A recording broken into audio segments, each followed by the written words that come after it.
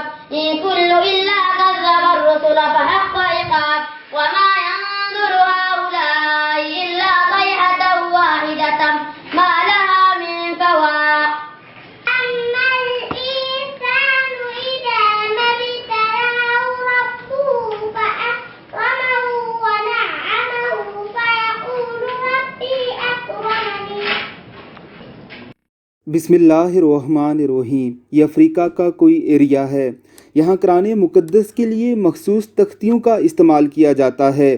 ज़रा देखिए, एक उस्ताद, एक कारी कुरान अपने स्टूडेंट से उसी तख्ती के सहारे खड़े होकर कुरान करीम सुन रहा है और सुनाने वाला इस कदर दिलनशीन अंदाज में कुरान मुक़द्दस की तिलावत करके सुना रहा है कि दिल चाहता है कि वो सुनाता जाए और हम सुनते जाएं। पुरानी हाथ से लिखी हुई तख्तियों से पढ़ना अफ्रीका के कई ममालिक में रवाज की तरह है। अफ्रीका के बाज़ ममालिक में आज भी इल्म हदीस की असनाद इसी तर्ज पर बांटी जाती हैं।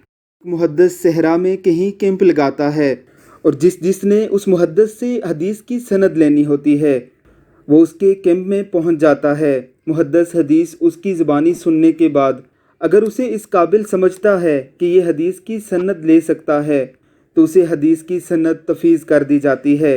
ये कदीम तरीका सवाए अफ्रीका के दुनिया में अब कहीं नहीं पाया जाता।